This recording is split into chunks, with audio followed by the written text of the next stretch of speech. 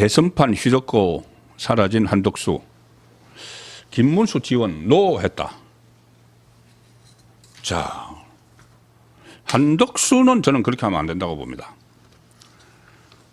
지금 김문수 후보가 고군분투를 하고 있다.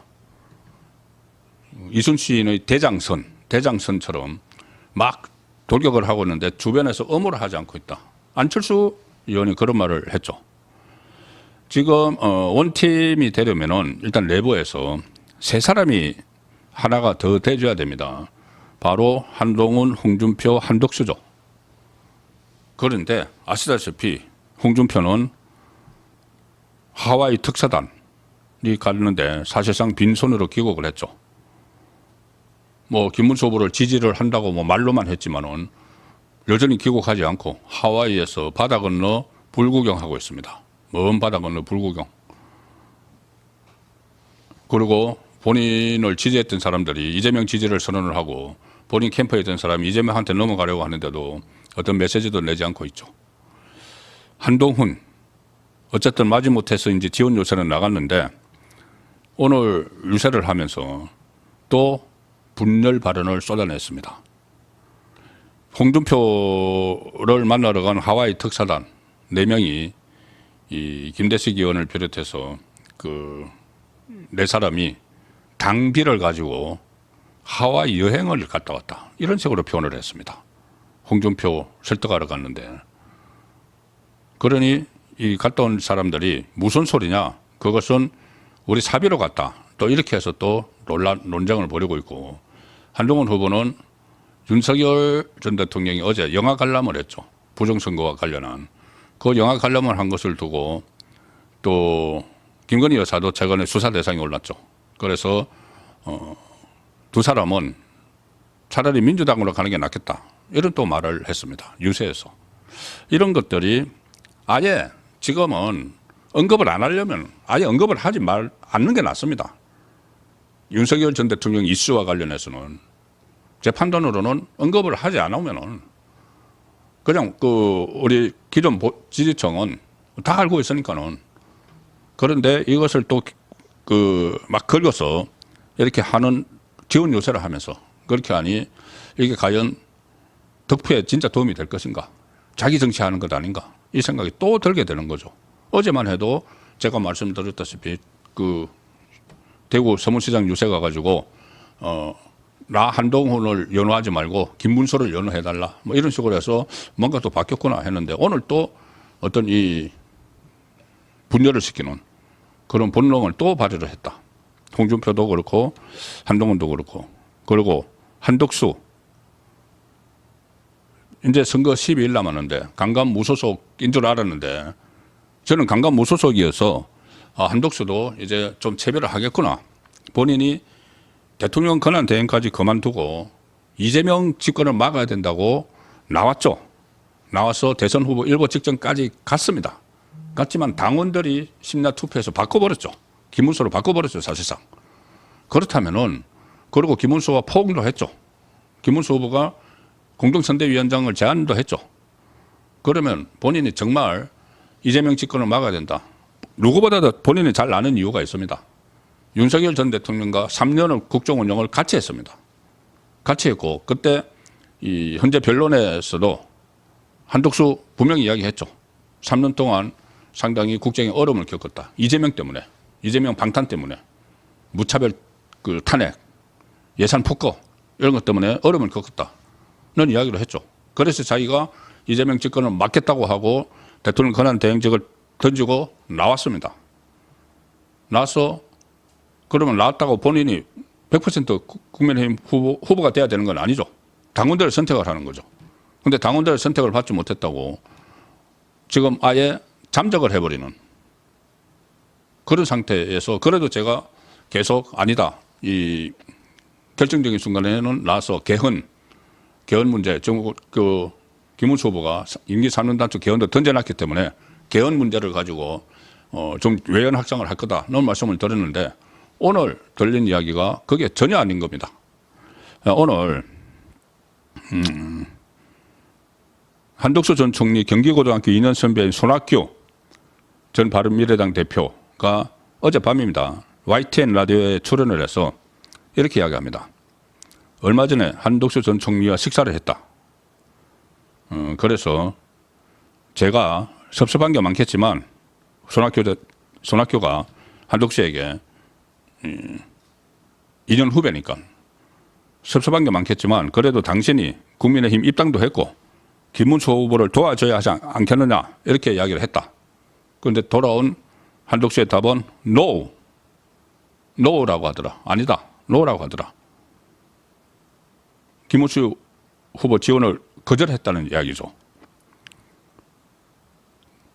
이렇게도 이야기합니다. 손학규, 한덕수 전 총리가 앞으로 13일 남은 대선 기간 중에 어떻게 마음이 바뀔지는 모르겠지만 아직까지는 no 상태다. 그래서 한덕수에게 이렇게 이야기를 했다고 합니다. 손학규가 50년 공직 생활을 한 당신이 애국심과 공직자로서의 사명감으로 대선에 나왔는데 맞는 말이죠. 후보도 되지 못했지만은 그래도 김문수 후보가 나라를 위해서 약자를 위해서 살아온 걸 생각을 해서 도와줘야 하지 않겠느냐. 고 말했는데 여기에 대해서 한덕수 전 총리가 저는 그냥 자연인으로 살아가겠습니다. 그 이야기를 했다는 겁니다. 자, 대선 후보가 안 됐다고 막 결국 최종적으로 대선 후보가 안 됐다고 그냥 손 털어버리겠다는 이야기죠.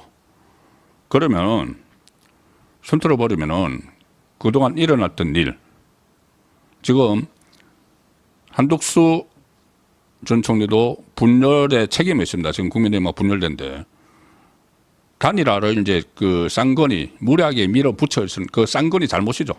그런데 어쨌든 한덕수라는 인물이 대통령 권한 대행을 그만두고 등장을 들어섰기 때문에 그런 일이 일어났고 그래서 그때 경선에 참여했던 사람들이 우리가 뭐 덜러리였다.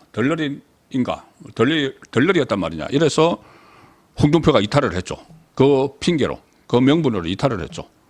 한덕수 책임이 있다는 거죠. 지금 당이 이렇게 원팀이 되지 못하는 게 한동훈도 마찬가지 비슷한 이야기를 했죠. 다 덜러리였단 말이냐. 한덕수를 하려고. 자, 그런데 그런 상황을 만든 인물이 한덕수 본인이 주도한 건 아니지만은 본인이 대선 후보가 되겠다고 대통령 권한 대행을 떠나서 나왔기 때문에 그런 그 구도가 가능했던 거죠. 그럼 본인이 책임을 느껴야죠. 그걸 무엇보다도 이재명이 되면은 나라가 엉망이 된다. 나라 꼴이 정말 베네수엘라가 될 수도 있다. 이런 생각을 가지고 있었고 그 이야기를 계속 했다면은 그걸 막기 위해서 본인이 몸을 던져야 되는 거죠. 대선 후보가 아니더라도. 그게 본인에게 주어진 책임이죠. 그런데 그걸 지금 내팽개친다? 혹시라도 모르죠. 이재명이 만약에 집권을 하면은 보복을 할 것을 우려를 한 건지 그것도 모르죠. 뭐 그런데 집권을 해서 아마 이 보복할 겁니다. 보복할 겁니다. 보복 대상 몇 호 안에 들어가겠죠. 국무총리를 했기 때문에. 그러면 그것을 본인이 저항을 해야죠. 저항을 하는 방법이 지금 이 대선에 적극적으로 뛰어들어서 집권을 저지를 해야 되는 거죠. 최선을 다해서. 그런데 무슨 계산을 했는지 이렇게 설거머니 뒤로 빠져버리고 다른 사람 만나서 이게 이제 보나마나 언론에 나갈 걸 뻔히 알면서 이 김문수 선거 안 돌문다. 나는 자연인으로 돌아갈 거야. 이렇게 이야기를 했다는 겁니다. 이해를 할 수 없는 그런 상황이 벌어지고 있고 이준석은 또 이준석대로 오늘 뭐 기자회견을 해서 지금 단일화 시한이 이번 1월 날 투표 용지가 인쇄가 되기 때문에 인쇄되면은 다 이름이 다 들어가 버리기 때문에 그 전에 단일화를 해야 된다. 그래 이번 주말이 마지노선이다가 했는데 오늘 주말 앞두고 기자회견을 해서 끝까지 가겠다. 단일화 없다. 투표지에 제 이름이 선명하게 써 있을 것이다. 이런 이야기를 지금 했습니다. 국민의힘이 받아볼 투표용지에는 기호 4번 개혁신당 이준석의 이름이 선명히 보일 것이다. 이번 대선 끝까지 이준석, 개혁신당의 이름으로 반드시 승리할 것이다. 어떻게 승리를 하죠? 이런 말도 합니다. 내일 노무현 전 대통령 서거 16주기를 맞는 날인데 야합하는 길이 아니라 언제나 정면 돌파를 선택했던 노무현 전 대통령처럼 이번에는 이준석으로 정면 돌파를 시도해달라. 본인을 지금 노무현급으로 해놓고 노무현이 그때 바람을 일으켰다시피 그것을 지금 자기도 따라하겠다고 선거 이제 12일 남겨놓고 철퇴 안 해. 절대 나는 끝까지 갈 거야. 노무현과 같습니까? 노무현은 그래도 지역주의 극복을 하기 위해서 자기 몸을 던져서 헌신을 하고 그것을 인정을 받아서 대통령까지 됐죠. 이준석은 한 게 뭐 있습니까? 계속 가는 곳마다 분란 일으키고 여의도 낭인처럼 있다가 그렇게 했던 인물이 지금 어떻게 저렇게 대선 후보가 됐는데 지금 만약에 이 상황으로 가서 나중에 득표가 나왔을 때 득표 결과가 나왔을 때 만약에 단일화를 했으면은 뭐 1 더하기 1은 아니더라고 하더라도 그 지지율을 합쳐서 그 아니더라고 하더라도 훨씬 우세했겠죠. 그러면은 그 단일화를 하지 못해서 이재명에게 정권을 줘버렸다는 그런 분석 결과가 나오면은 이거는 이준석은 다같이 정치하지 못합니다. 민주당 가서 뭐 하든지. 이게 이렇게 이야기하면은 오늘도 제가 그 시사 프로그램, TV 시사 프로그램에 나와서 이런 이야기를 하니까, 개혁신당 쪽에서 패널이 이것을 마치 이 대선 패배의 책임을 돌리려고 한다. 그러니까 뭐 대선 패배 알리바이를 만든다. 이런 이야기들이 있죠. 그게 아니죠.